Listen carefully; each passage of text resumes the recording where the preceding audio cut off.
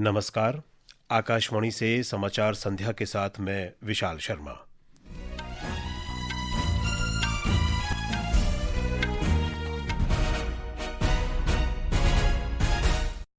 मुख्य समाचार। प्रधानमंत्री नरेंद्र मोदी ने कहा, सरकार कौशल और नवाचार पर जोर देते हुए युवा शक्ति को भविष्य का नेतृत्व करने के लिए तैयार कर रही है। उन्होंने शिक्षा और उद्यमिता को बढ़ावा देने के लिए 62,000 करोड़ रुपए से अधिक की विभिन्न युवा केंद्रित योजनाओं का शुभारंभ किया। गृहमंत्री अमित शाह ने अगले साल मार्च तक देश को वामपंथी उग्रवाद से मुक्त करने का केंद्र सरकार का संकल्प दोहराया। माओवादियों से हिंसा छोड़कर मुख्य धारा में शामिल होने की अपील की। वित्त मंत्री निर्मला सीतारामन ने लावारिस वित्तीय संपत्तियों के शीघ्र निपटान के लिए राष्ट्रव्यापी आपकी पूंजी आपका अधिकार अभियान शुरू किया। जापान की सत्तारूढ़ लिबरल डेमोक्रेटिक पार्टी की नेता सानाए ताकाएची जापान की पहली महिला प्रधानमंत्री होंगी। बीसीसीआई ने ऑस्ट्रेलिया क्रिकेट श्रृंखला के लिए भारत की एकदिवसीय टीम की घोषणा की। रोहित शर्मा की जगह शुभमन गिल को सौंपी गई कमान। और भारत ने पहले क्रिकेट टेस्ट में वेस्टइंडीज को पारी और 140 रनों से हराया। अब समाचार विस्तार से। प्रधानमंत्री नरेंद्र मोदी ने आश्वासन दिया है कि राष्ट्रीय जनतांत्रिक गठबंधन एनडीए की सरकार कौशल और नवाचार पर जोर देते हुए युवा शक्ति को भविष्य का नेतृत्व करने के लिए तैयार कर रही है। प्रधानमंत्री ने आज 62,000 करोड़ रुपए से ज्यादा की विभिन्न युवा केंद्रित पहलों का अनावरण किया। ये युवा केंद्रित पहल देश में शिक्षा, कौशल और उद्यमिता को बढ़ावा देंगी। नई दिल्ली स्थित विज्ञान भवन में कौशल दीक्षांत समारोह के दौरान प्रधानमंत्री ने उन्नत आईटीआई के माध्यम से प्रधानमंत्री कौशल और रोजगार क्षमता परिवर्तन पीएम सेतु का शुभारंभ किया। इस दौरान प्रधानमंत्री ने कहा कि राष्ट्र निर्माण में कौशल की महत्वपूर्ण भूमिका होती है। आज पीएम सेतु योजना की शुरुआत की गई है। देश भर में हमारे 1,000 से ज्यादा आईटीआई इंस्टीट्यूशंस को इसका फायदा होगा। पीएम सेतु योजना के माध्यम से इन आईटीआई को अपग्रेड किया जाएगा। यहां नई मशीनें आएगी, इंडस्ट्री के ट्रेनिंग एक्सपर्ट्स यहां आएंगे, कारुकलम भी आज की और फ्यूचर की डिमांड के हिसाब से अपग्रेड होगा। प्रधानमंत्री ने कहा कि आईटीआई केवल औद्योगिक शिक्षा के प्रमुख संस्थान नहीं बल्कि आत्मनिर्भर भारत की कार्यशालाएं हैं। हमारी आईटीआई इंडस्ट्रियल एजुकेशन के बेहतरीन संस्थान तो है ही, ये आत्मनिर्भर भारत की वर्कशॉप है।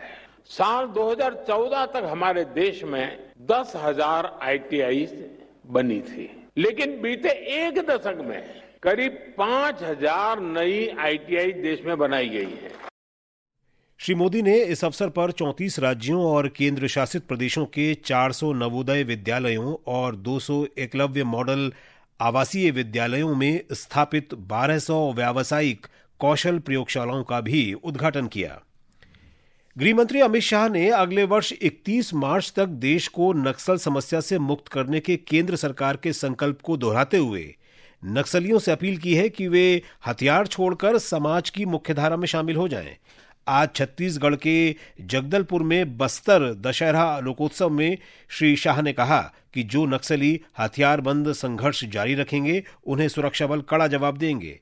केंद्रीय गृह मंत्री ने कहा कि नक्सलवाद की समस्या के कारण बस्तर अब तक विकास से वंचित रहा है।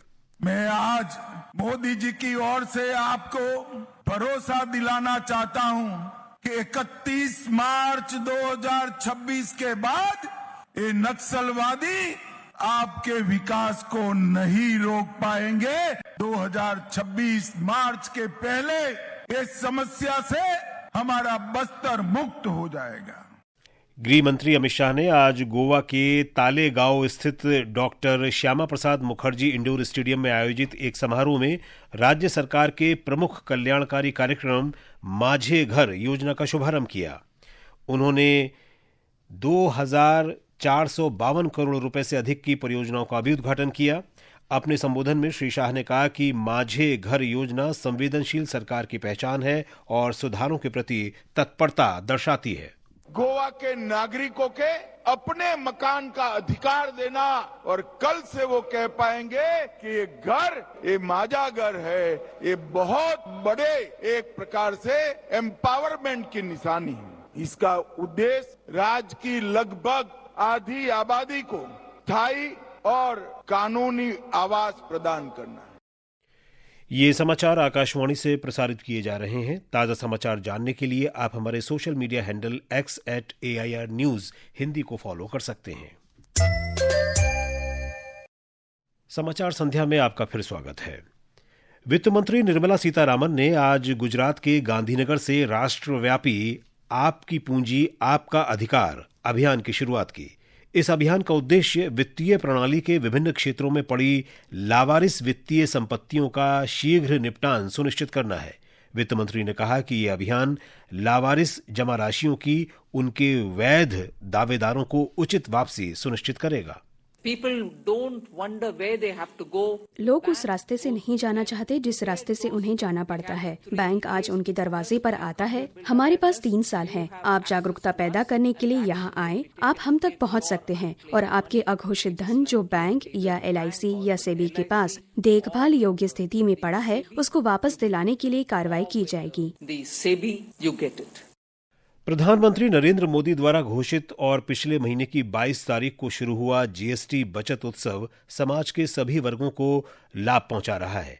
आज प्रस्तुत है कपड़ा क्षेत्र में टैक्स कटौती के प्रभाव पर हमारी संवाददाता की रिपोर्ट।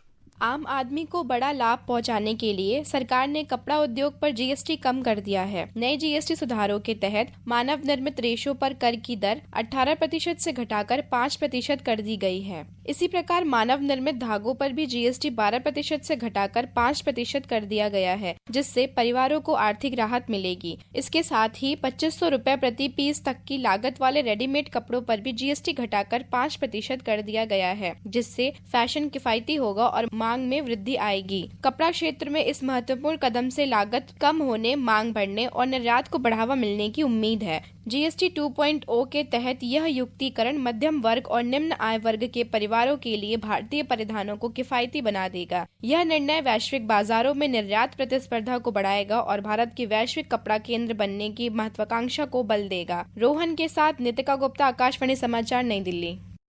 मुख्य निर्वाचन आयुक्त ज्ञानेश कुमार की अध्यक्षता में तीनों निर्वाचन आयुक्तों ने आज बिहार में विधानसभा चुनाव की तैयारियों की समीक्षा के लिए मान्यता प्राप्त 12 राजनीतिक दलों के प्रतिनिधियों के साथ पहली बैठक की। हमारे संवाददाता ने बताया है कि राजनीतिक दलों ने बैठक में आयोग के समक्ष कई प्रमुख मुद्दों पर अपने विचार रखे। जनता दल यूनाइटेड की ओर से पार्टी के राष्ट्रीय कार्यकारी अध्यक्ष संजय झा ने चुनाव आयोग के समक्ष कहा कि राज्य में एक चरण में ही मतदान कराया जा सकता है। SIR सफलतापूर्वक कराने को लेकर चुनाव आयोग के प्रति आभार जताया। वहीं कांग्रेस और राष्ट्रीय जनता दल ने विशेष गहन पुनरीक्षण अभियान के दौरान 3,66,000 मतदाताओं के नाम काटे जाने पर आपत्ति जताई। दूसरे सत्र में आयोग के दल ने प्रशासनिक और पुलिस अधिकारियों के साथ मैराथन बैठक की। चुनाव आयोग ने जिला निर्वाचन अधिकारियों से चुनाव की तैयारियों की स्थिति के बारे में जानकारी प्राप्त की। धर्मेंद्र कुमार राय, आकाशवाणी समाचार, पटना। सरकार ने राष्ट्रीय राजमार्ग शुल्क संग्रह नियम 2008 में संशोधन किया है। नए नियमों के अनुसार वैध और सक्रिय फास्टैग के बगैर शुल्क प्लाजा से गुजरने वाले वाहन यदि नकद का विकल्प चुनते हैं तो उन्हें आधिकारिक उपभोक्ता शुल्क का 2 गुना भुगतान करना होगा। यदि शुल्क का भुगतान UPI द्वारा किया जाता है तो आधिकारिक शुल्क का 1.25 गुना भुगतान करना होगा। ये नियम अगले महीने की 15 तारीख से लागू होंगे। भारतीय विशिष्ट पहचान प्राधिकरण ने 7 से 15 वर्ष तक के बच्चों के लिए आधार बायोमेट्रिक अपडेट शुल्क माफ कर दिया है। इलेक्ट्रॉनिक्स और सूचना प्रौद्योगिकी मंत्रालय ने कहा कि इस आयु वर्ग के लिए अनिवार्य बायोमेट्रिक अपडेट शुल्क में छूट 1 अक्टूबर से लागू की गई है और 1 वर्ष की अवधि के लिए लागू रहेगी। इस निर्णय से देश भर के लगभग 6 करोड़ बच्चों को लाभ मिलने की उम्मीद है। मध्य प्रदेश के मुख्यमंत्री डॉक्टर मोहन यादव ने छिंदवाड़ा जिले में किडनी फेलियर से बच्चों की मौत के मामले में सख्त रुख अपनाया है।